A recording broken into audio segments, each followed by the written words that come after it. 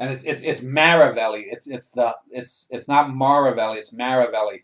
If you called an Italian with a name like that Maravelli, you get slapped. It's Maravelli. or shivved, as you say. Yeah. Um, but talk a little bit about Dennis. That's one of the more humorous incidents Well, I before think we that move on. the dentist. I'm just trying to remember. The dentist is his connection to Lou Wasserman. I think. Yeah, Yes. Lou. And here's another example where I take a guy who was one of the biggest Hollywood agents of the 30s and 40s. In the 50s and 60s, we get later on. They talk about the octopus that was his. I forget which studio he took over, but so he takes over the studio. He's connected to the Chicago outfit, the Al Capone's people after Capone died, and so he has all these connections. Wasserman, he I guess Wasserman uses the same dentist too. I think they all met in Cleveland again, and it's just a way to connect these things up because when I look up stuff and when I'm writing over a 17-month period, I'm watching things. Lou Wasserman came to me because I saw a documentary where he was mentioned, uh, Lou Wasserman as a super agent. I said, and he's from Cleveland. I said, oh, I've got a lot of things set in Cleveland. He's in the right time period. Let's throw him in the book.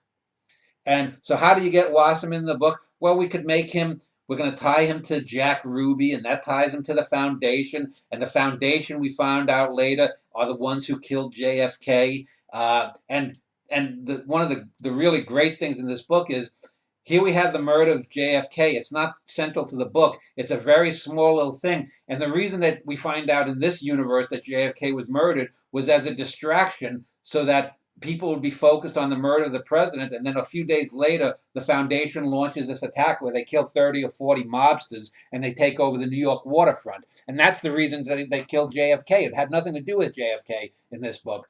But the dentist serves as a way to connect these things together. And it's just one of those things that I always say it's the organic things. When you're people who overplot books, you're gonna see the creaky artifice. When you're writing and things are just coming and you can pull them together and you have the talent and the ability to do that. This is why these books, Vincetti Brothers, this book, my Western book, even earlier books like Tumbleweeds or Bit of Golem, even though Bit of Golem is by no means in a league with some of these larger books of mine, Bit of Golem is maybe only a notch below the top novels of all time. I mean, it's a great little book, but it's because these things are written organically, and I've gotten bigger and better at using these organic techniques. The stuff gets better.